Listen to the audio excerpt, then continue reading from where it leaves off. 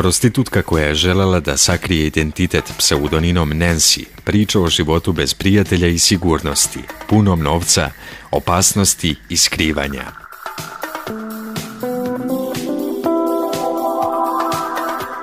Beogradska prostitutka Nancy ima nešto više od 20 godina i umjesto 10 godina obrazovanja, koje u tom dobu ima većina njenih vršnjaka, ona ima 10 godina radnog iskustva na ulici.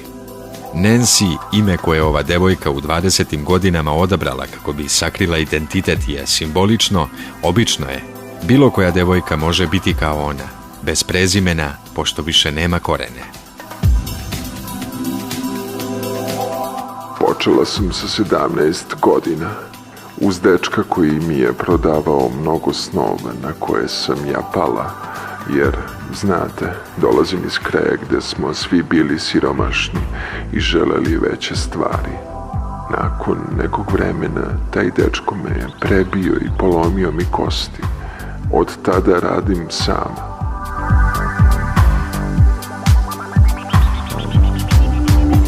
Kaže da je ovih dana ide lošije, jer zarađuje samo 300 ili 400 evra za noć. Kada je veče dobro, ide kući sa 700 ili 800 evra.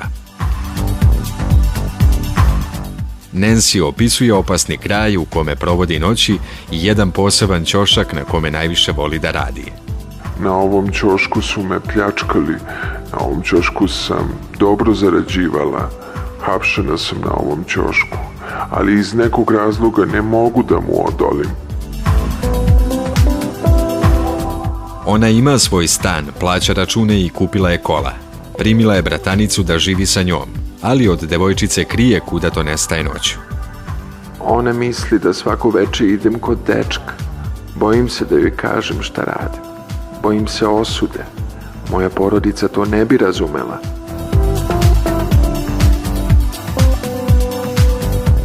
Od kada je postala devojka za iznajmljivanje, nema ni jednog prijatelja. Ne mogu da se poveravam devojkama sa ulice. Bojim se da će me otkucati svojim makrojima, koji će me terati da radim za njih.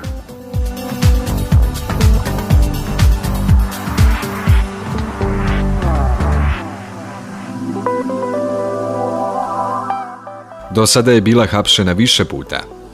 Najduže sam bila u zatvoru 19 sati, ali to me ne obeshrabruje da nastavim sa poslom.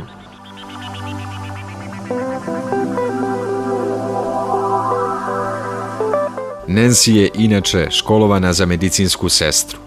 Znam ja kako da nađem drugačiji posao, ali to vam je kao neću da čekam 2 nedelje da zaradim ono što ovako zarađujem za jedno veče.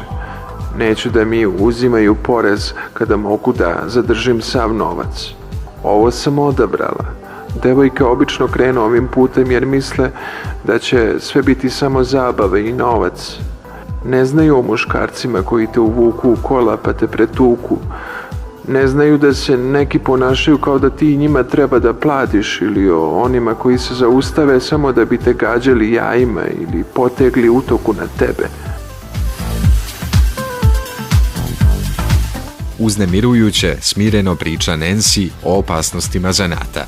Međutim, ne ljuti se na nasilnike i one koji psuju na ulici. Oni samo ne žele da viđaju devojke koje se u donjem vešu šetaju ulicu.